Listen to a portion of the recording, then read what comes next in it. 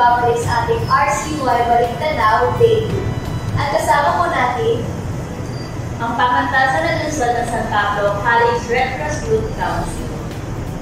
Sila po ay sina. Ayan, ako ay si Rose Velasquez Agapay.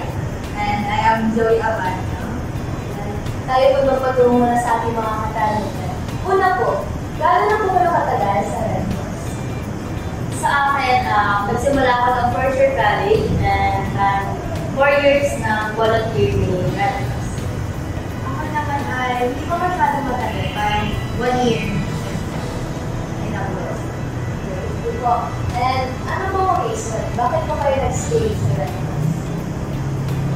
Kaya sa akin, nag-stay ako sa Red Cross kasi yung Red Cross, yung isa o pangalawa sa pamilya ko, bukod sa pinaka-family ko, sa Red Cross, dito nabuo yung pagkatao ko, which is nandito yung saya. May tuturing ko talaga siya ng pamilya kasi nandito yung may saya, may lungkot, kaya may tuturing ko talaga. Siguro, sir, kaya tagal, nakatayo ka ng second family, ganun. Since maganda yung mga bonding namin. masaya sa Red Cross. Yeah, thank you po. Dahil nga po doon sa mga natutunan ninyo, kaya kalungkutan na sa mga Red Cross, ano po yung napagdaan bilang isang volunteer? Sa loob ng mag-aapat na taon bilang volunteer, syempre, hindi doon mawawala yung meron kayong pagdadaanan. Sabi mo nga, ano yung mga pinagdaanan namin? Syempre, una, may hiya ka, bilang bagong volunteer, may hiya ka dun sa mga makakasalumuha mo.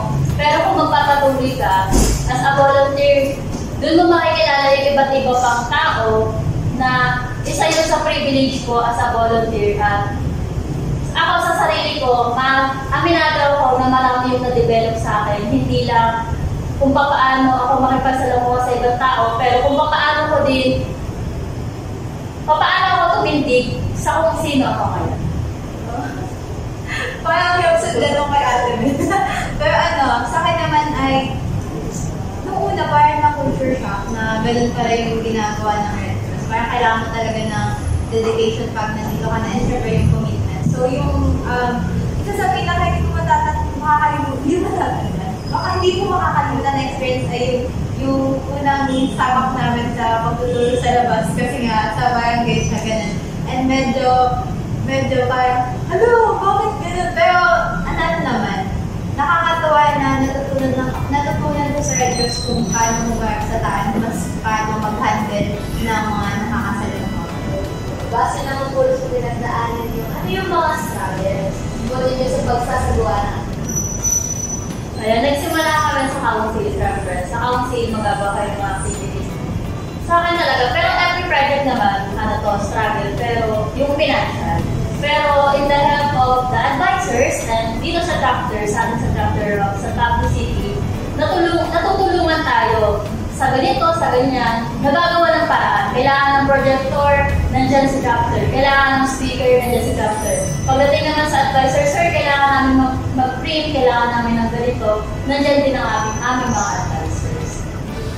So yun sa akin naman, yun nga, supported kasi yung chapter tapos yung council din namin. So like, pag may mga event, naka-ready na lahat, ganun. So kailangan talaga ng manpower. Ang pinaka-struggle ko lang talaga ay paghanap ng time pag mag-volunteer since kasabay nga ng schooling. So kahit gusto mo talagang mag-volunteer, kahit gusto mo gawa ng time, yung mga activities lang talaga na hindi mo pwede i-set aside muna. Pero yun nga, dahil gusto mo sa Red Cross, nagkagawa naman ng time. Sa lahat po ng pinagdaanan ng struggles mo, siyempre po meron tayo mga unforgettable moments. At tatanong po, ano po ba yung unforgettable moments niyo sa Red Cross? So ako muna, nung unang first, namin, YIT. Kasi dun sa pupunta ka na yung place, pinipiliran. So, kung pinipiliran na yung mga kasama ko, palihit ko na silang pinicturean tapos sinand ko sa pag-asa ng family ko. Sabi ko, kung nawala ako sa Red Cross, yung mga namin na. Kasi nakapirin talaga, tapos pupunta dun sa place, nakapirin pa din kayo sa pagbabagal. So, pero chapter, magugulat ka na lang na, hala, wala na sa sakyan ganun. So, yun na. Ayan, yung sa akin naman, same din sa kanya, nung nag-YITC.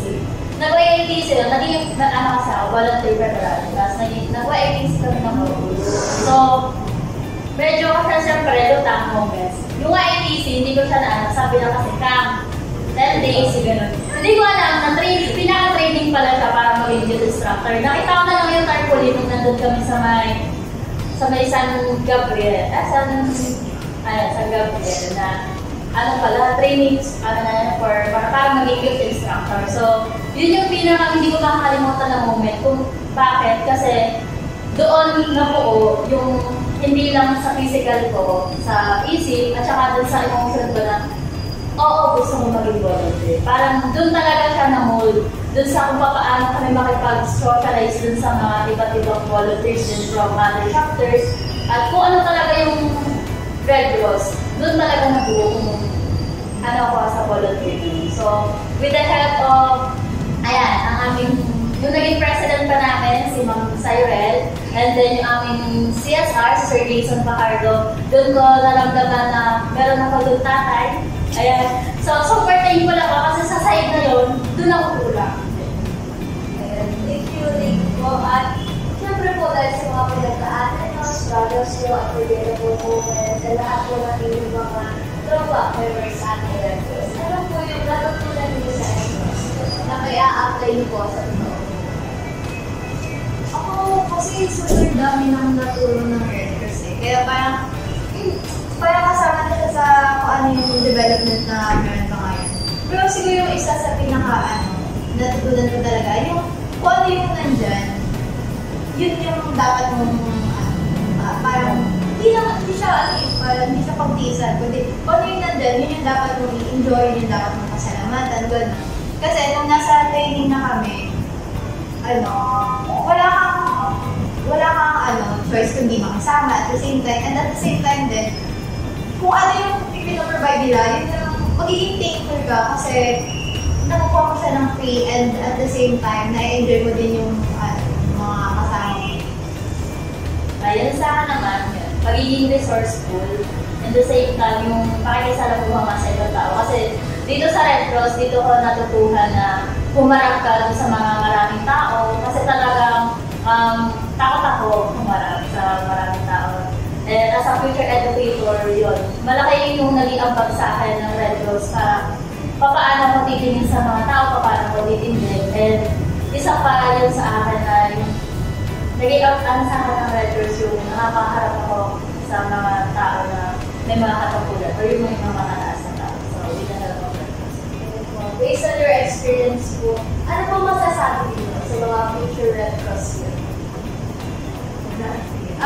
Sa mga future Red Cross youth, siguro sa una, medyo mapapagod or magdududa kayo dun sa ginagawa. Pero magpatuloy.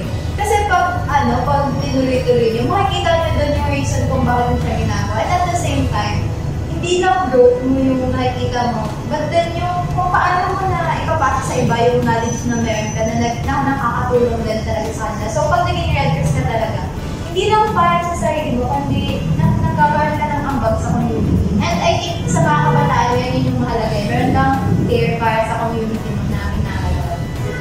Ayun, para naman sa akin, para dun sa mga future RCY, dun sa mga nagnanais maging Red Cross Youth, hindi lang sa PLSP Council, maging sa buong San Pablo or sa buong Pilipinas dyan, may dahilan kung bakit makikilala o bakit kikilala niyo sa Red Cross.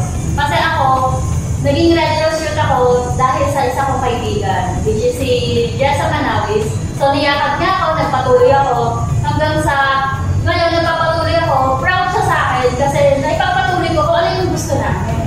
Tapos, ayun nga, may dahilan kung bakit magiging Red Cross Youth kayo. Kaya huwag kayong mag-alinlangan kasi malaki yung may tutulong nyo. Tsaka yung samahan na mabubuo nyo dito is walang katulas. Maraming salamat po, Ate Bella at Ate Zoe.